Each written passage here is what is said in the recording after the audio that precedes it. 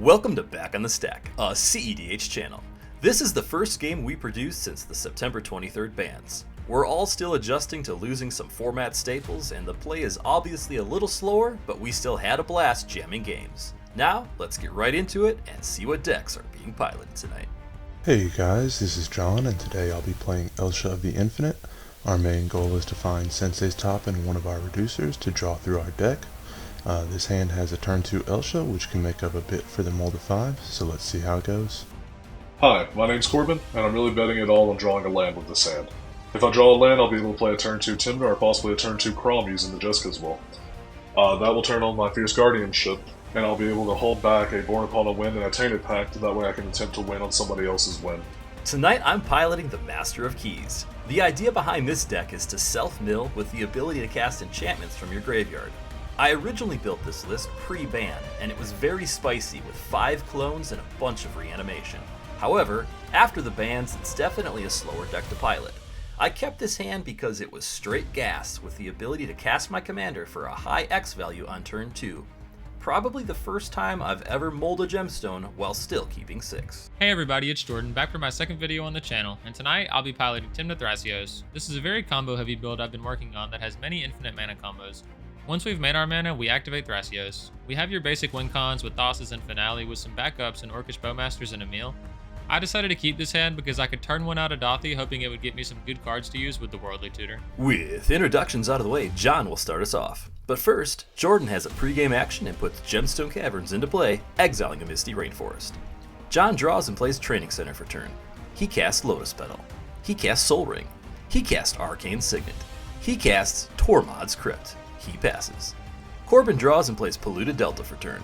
He pays a life, sacks it, and fetches Underground Sea to the battlefield. He casts Soul Ring. He passes. J-Rock draws and plays Ancient Tomb for turn. He casts Soul Ring. He casts Talisman of Dominance. He casts Talisman of Progress. He attempts to pass the turn, but in response, Jordan casts Worldly Tutor. It resolves and he tutors Esper Sentinel to the top of his library. The turn moves to Jordan. Jordan draws and plays City of Brass for turn. He casts Carpet of Flowers. He moves to his second main phase and adds 1 white through Carpet. He casts Esper Sentinel. He passes.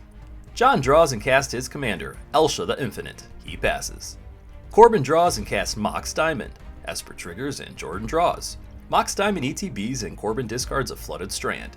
He casts Wishclaw Talisman. He passes. J-Rock draws and plays Scrubland for turn.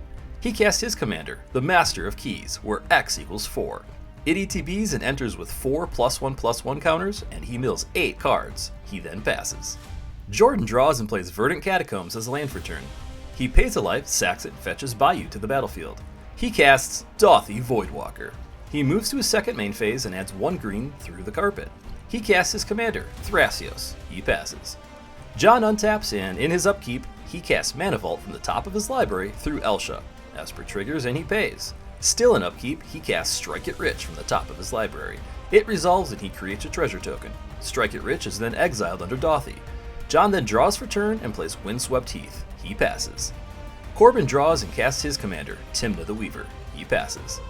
J-Rock draws and casts Copy Artifact. Esper triggers and he pays. It ETBs and he has it become a copy of Esper Sentinel. He moves to combat and declares the Master of Keys at Corbin. He takes 7. In his second main phase, he plays Ancient Den for turn. He passes. Jordan draws, and at the beginning of his first main phase, he adds 1 white through his Carpet. He plays Mana Confluence for turn. He casts his commander, Tymna the Weaver. He attempts to move through phases, and in response, John casts Wheel of Fortune from the top of his library. Both Espers trigger, and both J-Rock and Jordan draw. Then Wheel resolves, everyone discards their hands to the Dothy exile pile, and then draw a fresh hand. The turn moves to John. In his draw step, John loses 1 from the vault. He draws and casts Mox Opal. Both Espers trigger and both draw. John casts Grim Monolith. He casts Smothering Tithe. He casts Mystic Remora. He passes. Corbin draws, Tithe triggers, and John makes a treasure. Corbin casts Mana Vault. Both Espers and Fish trigger and everyone draws. Tithe triggers, J-Rock pays, Jordan does not, and John makes a treasure. Corbin moves to combat and swings Tymna at J-Rock. He takes the damage. In his second main phase, Corbin pays a life and draws 1 through Tymna. Tithe triggers and John makes a treasure. Corbin plays Bloodstained Mire for turn. He moves through phases and passes the turn. J-Rock draws and John makes a Tithe treasure. J-Rock plays Underground Sea for turn. He casts Displacer Kitten. He casts Wishclaw Talisman. Fish, Esper, and Kitten all trigger. John and Jordan both draw, and John makes a Tithe Treasure. Kitten triggers and J-Rock flickers his copy artifact. It ETBs and he has it become a copy of Corbin's Wishclaw. With the original Wishclaw on the stack, John flashes in Teferi Time Raveler from the top of his deck. Esper triggers and Jordan draws. Tithe triggers and John creates another treasure. In response, Corbin pays a life, sacks his Bloodstained Mire, and fetches Plateau to the battlefield. He casts Red Elemental Blast, targeting Teferi. Fish and Esper both trigger, both John and Jordan draw, and John creates another Tithe treasure. In response, John pays a life, sacks his Windswept Heath, and fetches Tundra to the battlefield. He then hard casts Force of Negation, targeting REB. Force counters REB and Teferi resolves. With Wishclaw still on the stack, John casts Enlightened Tutor. It resolves and he tutors Static Prison to the top of his library. He then flashes Static Prison from the top of his library, targeting Displacer Kitten. Kitten is then exiled until Static Prison leaves the battlefield. Then, finally, Wishclaw resolves. J-Rock then moves to combat and swings his commander at Teferi. It connects and Teferi is exiled under Dauthi. J-Rock moves to his end step and, in response, Jordan channels out Awara, targeting Elsha. Elsha is then bounced to John's hand and the turn moves to Jordan. Jordan draws and John creates a Tithe Treasure. In his first main phase, Jordan adds 1 blue through his carpet. He plays Ancient Tomb as land for turn. He sacrifices Dauthi and chooses the Teferi Time Raveler in John's exile. In response, Corbin casts Ad Nauseam. Fish and Esper trigger and both John and Jordan draw. Tithe triggers and John creates a treasure. In response, Jordan casts Force of Negation, targeting the Adnaz. Fish triggers and John draws. Corbin then tells the table that he is trying to find his deflecting swat to change the Dauthi target. Otherwise, he believes we are dead to Jordan. So, in response, John casts Flusterstorm, with all copies targeting Force. Esper triggers and Jordan draws. Tithe triggers and John makes a treasure. Then Adnaz resolves. He reveals Rite of Flame, Valley Floodcaller, Silence, City of Brass, Deflecting Swat, Toxic Deluge, Arid Mesa, Phantasmal Image, Calling the Weak, Imp Seal, Ragavan, Mystic Remora, Verdant Catacombs, Talisman of Progress, Watery Grave, Intuition, and Safine's Reclamation, stopping there at 7 life. Corbin casts Deflecting Swat, changing the target of Dauthi from Teferi to REB. Fish triggers and John draws. It should be noted that Dauthi doesn't actually target a card in exile, and therefore Deflecting Swat would actually not work in this scenario, but no one at the table caught that ruling at the time of the gameplay. Jordan then casts Calling Ritual. Fish triggers and John draws. In response, J-Rock casts Force of Negation for its alternative casting cost, exiling Mind over Matter. Fish and Esper trigger, he pays for Esper and John draws. In response, Jordan casts the REB that is exiled through Dauthi, targeting the Force. Fish triggers and John draws. Still in response, John sacrifices his Tormod's Crypt and exiles Jordan's graveyard. Then, REB counters Force and Calling Ritual resolves, destroying each non-land permanent with CMC 2 or less. Jordan then adds 8 black mana and 11 green mana to his pool. Static Prison is also destroyed, so J-Rock's Displacer Kitten is returned to the battlefield. Jordan casts Thrasios. He casts Wishclaw Talisman. He activates the Wishclaw and gives it to J-Rock. Jordan then tutors a card to hand. He casts Vampiric Tutor. It resolves and he tutors a card to the top of his library and loses 2 life. He activates Thrasios and reveals and draws Swift Reconfiguration to hand. Tithe triggers and John makes a treasure. Jordan then realizes that he actually doesn't have any white mana and regrets what he tutored for. He casts Divided Druid. He casts Birds of Paradise. He casts Bloom Tender. He casts Deathrite Shaman. He moves to combat and swings Tymna at Corbin. In his second main phase, he loses 1 and draws 1 through Tymna. Tithe triggers and John makes a treasure. Absolutely heartbroken by his mistake, he passes the turn. John draws and plays Volcanic Island for turn. He casts Rite of Flame. It resolves and he adds 2 red to his pool. He casts Sensei's Divining Top. He activates the top looking at the top 3 and putting them back in any order. He activates the top again by putting it on top and drawing a card. He pays 2 life to cast Jataxian Probe, targeting Jordan.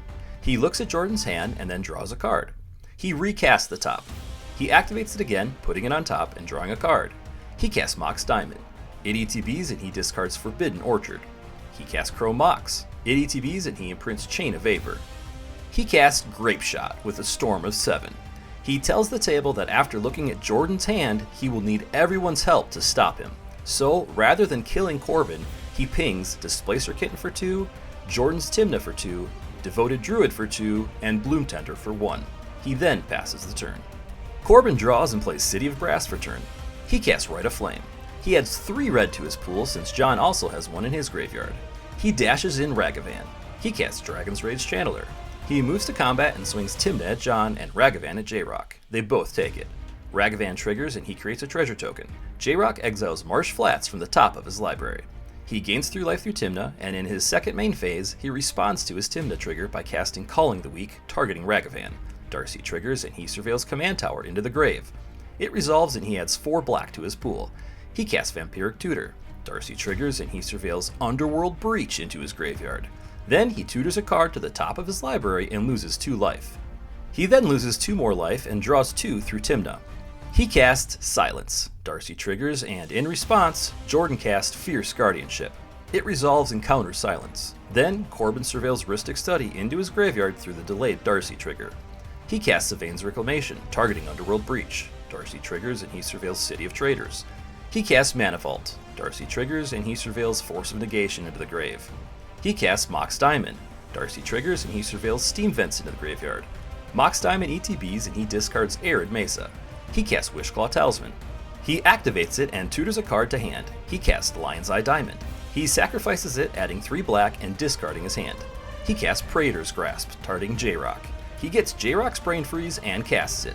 He then presents to the table a classic Breach line with LED and Brain Freeze, milling himself to then cast Thassa's Oracle, and with his devotion to blue being greater than the cards left in his library, Corbin wins the game.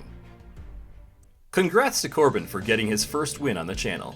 It's easy to look back in retrospect and see what moves you should have made, but hey, that's what makes this game, and specifically this format, so much fun to play. If you liked the video, please like and subscribe to show your support.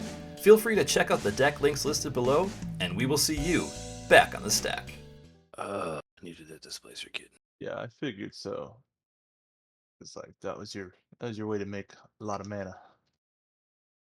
Infinite mana to be exact. See, guys, I told you I was gonna get something to help.